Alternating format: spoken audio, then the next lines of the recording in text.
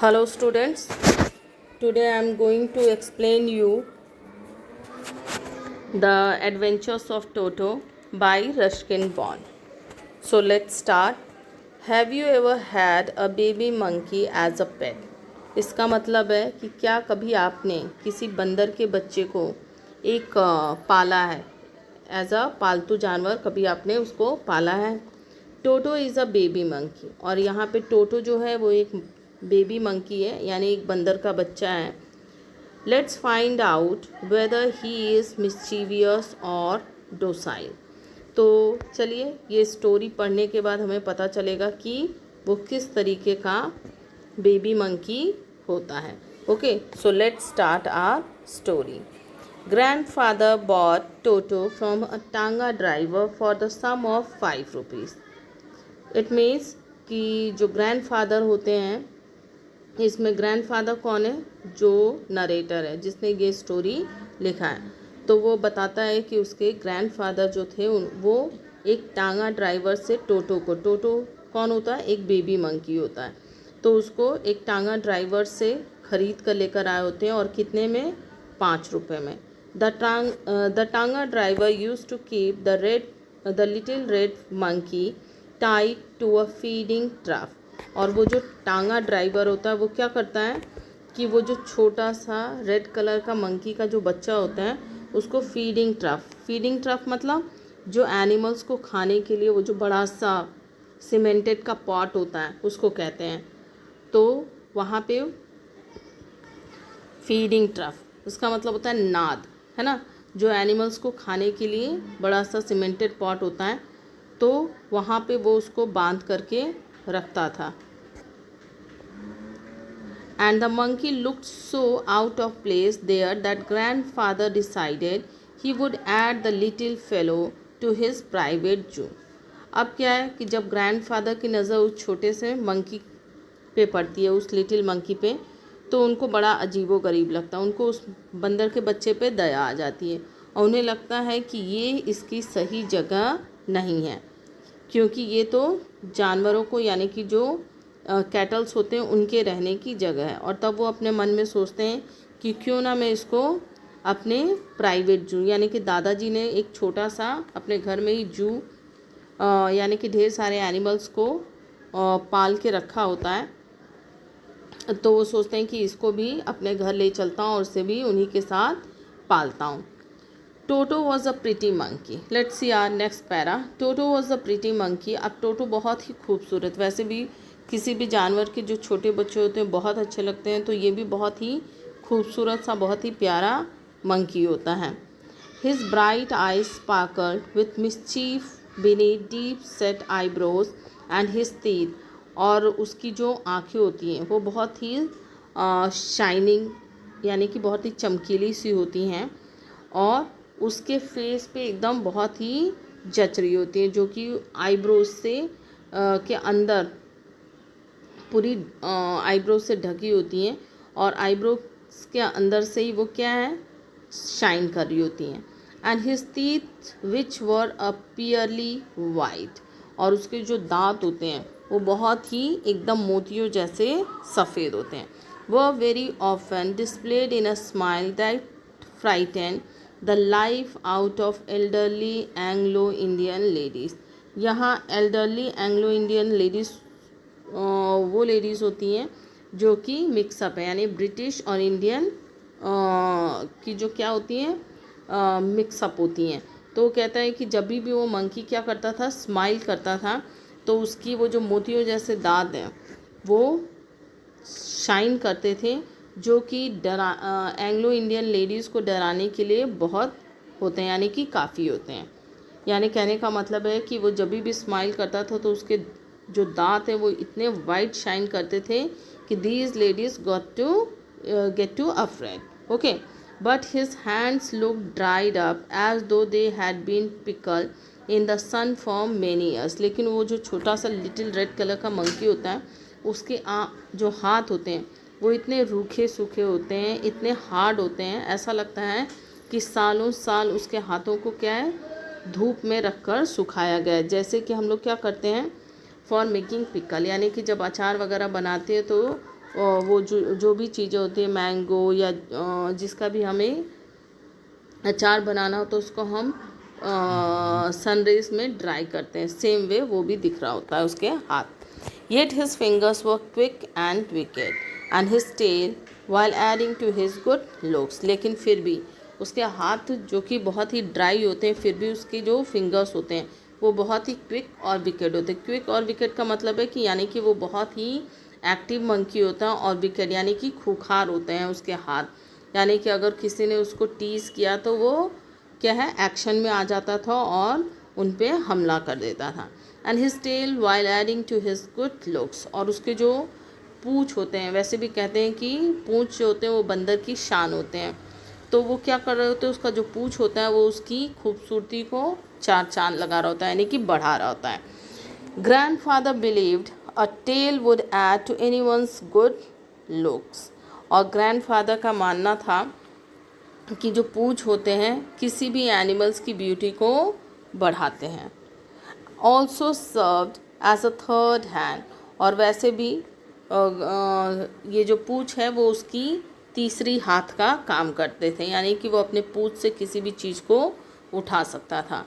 He could use it to hang from a branch, अब वो अपनी पूँछ का इस्तेमाल करके क्या कर सकता था, अपने आप को टहनी के सहारे लटक सकता था। And it was capable of scooping up any delicacy that might be out of reach of his hands, और यहाँ तक कि उसके हाथों से जो चीज़ पहुँच के बाहर होती थी उन चीज़ों को भी वो क्या है, ईजिली अपनी पूँछ से उठा सकता था, पकड़ सकता था। Okay, now let's see next para. Grandmother always first when grandfather brought home some new bird or animal, यहाँ फर्स्ट का मतलब है, first means irritated, got angry. तो जब भी ग्रैंडफादर किसी न्यू पेट को घर में लेकर आते थे तो उस वक्त क्या है, जो ग्रैंड मदर होती हैं उनको क्या लगता था कि वो बहुत इरिटेट हो जाती थी, उनको अच्छा नहीं लगता था। वाई?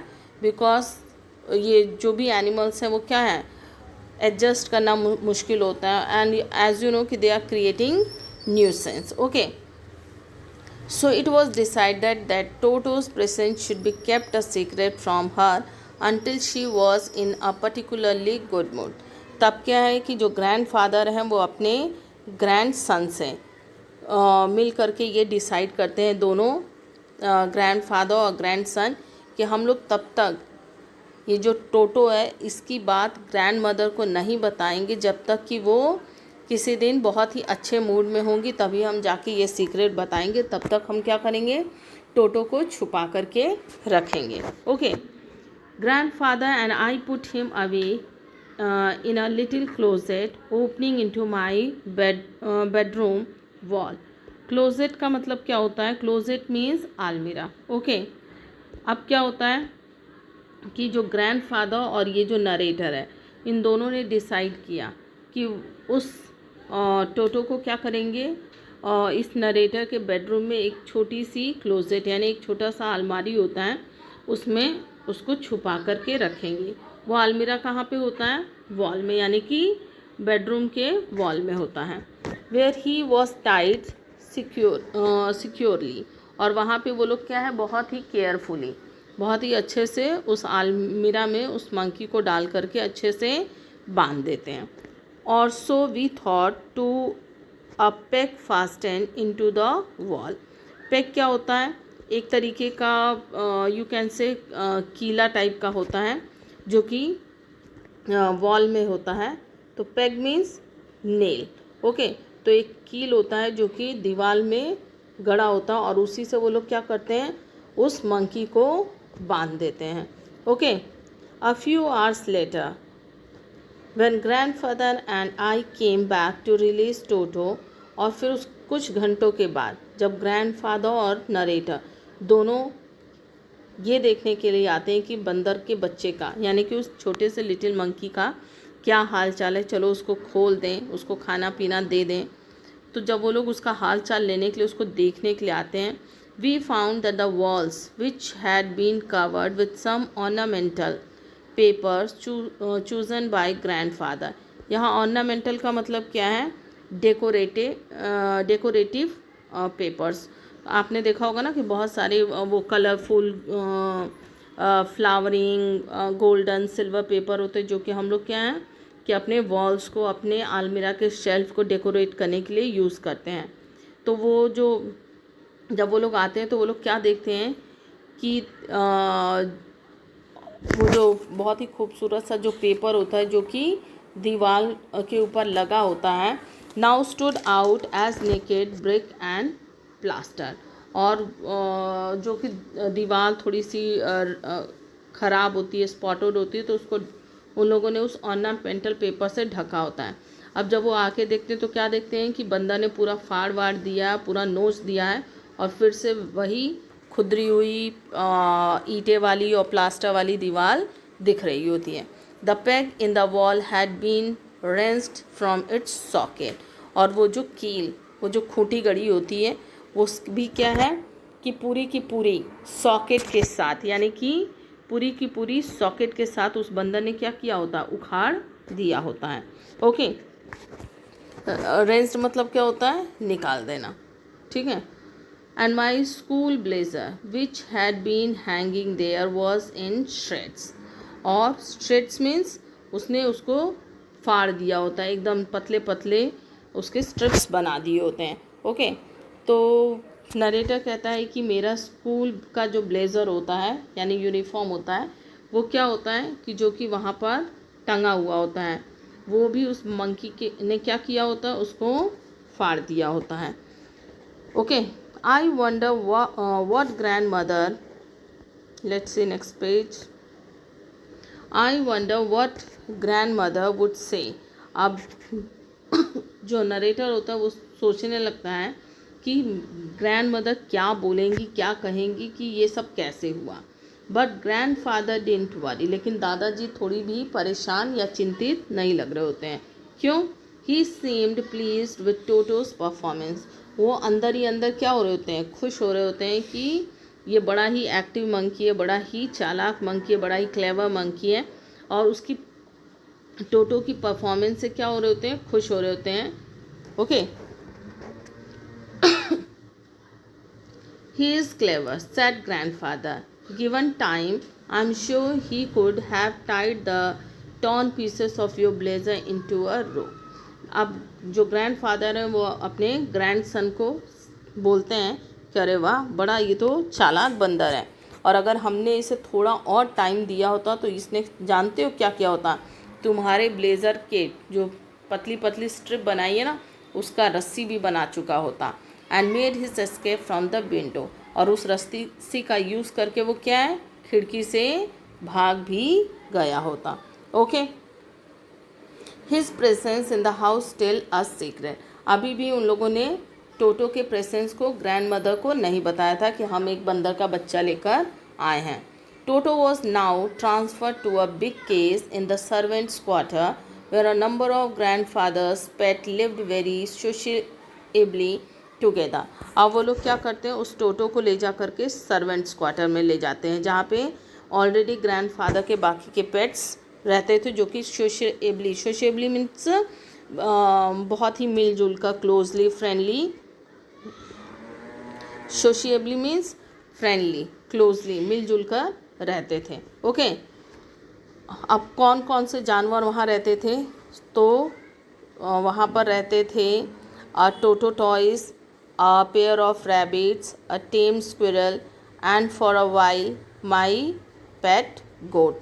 तो इतने सारे ग्रैंडफादर के प्राइवेट जू में एनिमल्स थे। Okay, but the monkey wouldn't allow any of his companions to sleep at night. लेकिन जब इस मंकी को उस सर्वेंट क्वार्टर में बाकी के एनिमल्स के साथ रखते हैं तो वो रात वो किसी को भी सोने के लिए नहीं छोड़ता, यानी कि सबको बहुत डिस्टर्ब करता है। अपने बाकी के कंपेनियंस में जो बाकी के एनिमल्स होते हैं, उसके संगी साथी, उन सबको बहुत डिस्टर्ब करता है। So grandfather who had to leave Dehradun next day to collect his pension in Saharanpur decided to take him along. तो अब क्या है, इतने मिस्चीवियस मंकी को छोड़ा भी नहीं जा सकता था, तो ग्रैंडफादर जो कि क्या कर रहे होते हैं, who had to leave Dehradun next day, और नेक्स्ट डे कहाँ जाना होता है, ग्रैंडफादर को देहरादून जाना होता है। क्यों? ताकि वो अपना पेंशन कलेक्ट कर सकें। ठीक है, तो उन्होंने डिसाइड किया कि मैं इस मंकी को भी अपने साथ लेकर जाऊंगा, क्योंकि ये क्या करेगा, बाकी के एनिमल्स को बहुत ज़्यादा डिस्टर्ब करेगा। Now let's move to our next topic. Unfortunately I could not accompany grandfather on that trip. अब यहाँ जो नरेटर वो कहता है कि बदकिस्मती से मैं ग्रैंडफादर के साथ उस ट्रिप पर नहीं जा सका, यानी उनका साथ देने के लिए मैं नहीं जा सका। But he told me about it afterwards. लेकिन जब ग्रैंडफादर ट्रिप से वापस आए तो उन्होंने मुझे सारी बात बताई कि उनके साथ रास्ते में या उस ट्रिप पर क्या क्या हुआ। A big black canvas kit bag was provided for Toto. अब ग्रैंडफादर और ग्रैंड सन मिलकर क्या करते हैं, एक बहुत बड़ा सा ब्लैक कलर का कैनवस बहुत ही हार्ड मटेरियल होता है, तो एक कैनवस का किट बैग लेकर आते हैं जो कि किसके लिए होता है, टोटो के लिए। This with some straw at the bottom. और वो लोग क्या करते हैं, नीचे क्या है, कुछ तिनका यानी स्ट्रॉ मीन्स घास फूस डाल देते हैं। Became his new abode means क्या होता है, ड्वेलिंग प्लेस। ओके, अब ये नया जो किट बैग होता है ब्लैक कलर का कैनवस का, वो उस टोटो के लिए एक नया ड्वेलिंग प्लेस होता है, यानी रहने की जगह होती है। When the bag was close there was no escape. और जब बैग को बंद कर दिया जाता है तो वहाँ से भागने का कोई रास्ता नहीं होता, और वैसे भी वो जो किट बैग होता है वो बहुत ही हार्ड होता है। Okay, Toto could not get his hands through the opening and the canvas was too strong for him to bite his way through. अब टोटो अपना हाथ पैर भी बाहर उस कैनवस के बैग से निकाल नहीं सकता था, और वो जो कैनवस का बैग है इतना स्ट्रांग होता है कि वो अपने दांतों से भी उसको नहीं काट सकता था। His efforts to get out only had the effect of making the bag roll about on the floor और occasionally jump into the air. अब टोटो क्या करता है, बहुत कोशिश करता है उस बैग से बाहर निकलने के लिए, लेकिन जब भी वो कोशिश करता है तो वो बैग सिर्फ क्या करता था, बैग सिर्फ रोल करता था या फिर जंप करता था हवा में। यानी कि जब वो बैग के अंदर जंप करता था, रोल करता था, तो पूरा बैग के साथ ही वो ज़मीन पर क्या रोल करता था, वो बैग और हवा में उछलता था। An exhibition that attracted a curious crowd of onlookers on the Dehradun railway platform. अब क्या है कि ग्रैंडफादर देहरादून से कहाँ जा रहे होते हैं, सहारनपुर। क्यों? क्योंकि सहारनपुर में जाकर के उनको अपना क्या करना होता है, और पेंशन कलेक्ट करना होता है।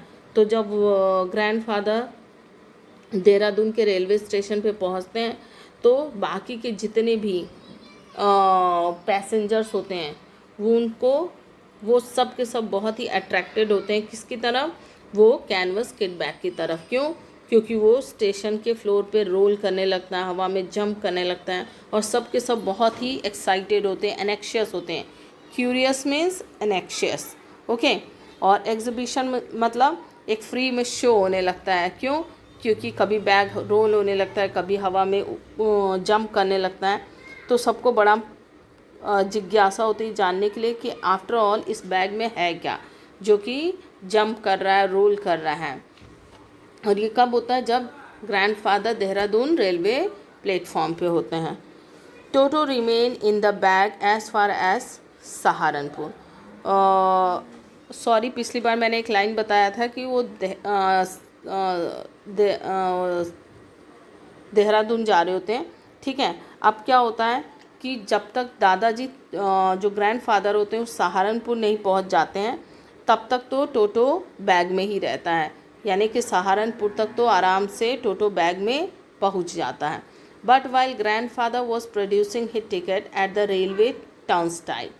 लेकिन टर्नस्टाइल क्या होता है, टर्नस्टाइल एक आपने देखा है कि स्टेशन से बाहर निकलने के लिए एक गेट होता है ना, जिसमें से एक बार में एक ही पैसेंजर या तो जा सकता है या आ सकता है। ओके, तो जब उस टर्नस्टाइल पे यानी उस गेट पे जब ग्रैंडफादर क्या कर रहे होते हैं, अपना टिकट कलेक्टर को शो कर रहे होते हैं, तभी क्या होता है, Toto suddenly poked his head out of the bag. तभी अचानक से टोटो क्या करता है, अपना मुंडी जो है, सर, वो बैग से बाहर निकाल लेता है। And gave the ticket collector a wide green, और टिकट कलेक्टर को एक लंबी मुस्कान, यानी कि टिकट कलेक्टर की तरफ एक दांत अपना दिखा करके हंसता है। The poor man was taken a back, अब वो जो टिकट कलेक्टर होता है उसको बड़ा झटका लगता है, बड़ा सरप्राइज हो जाता है। But with great presence of mind and much to grandfather's annoyance he said, लेकिन वो जो टिकट कलेक्टर होता है उसके में बहुत ही प्रेजेंस ऑफ माइंड होता है, यानी कि चटपट वो निर्णय ले सकता था। और ही सैड, और जो ग्रैंडफादर होते हैं उनके ऊपर उसे गुस्सा भी आ रहा होता है कि उन्होंने तो बताया ही नहीं कि इनके साथ एक डॉग भी जा रहा है। Sir, you have a dog with you, you will have to pay for it accordingly. और तब वो जो टिकट कलेक्टर है वो कहता है कि सर, आप तो अपने साथ एक डॉग भी कैरी कर रहे हैं, और इसलिए आपको इस डॉग के का भी क्या करना पड़ेगा, टिकट के पैसे देने पड़ेंगे। So students, remaining portion we'll see in next video. Okay.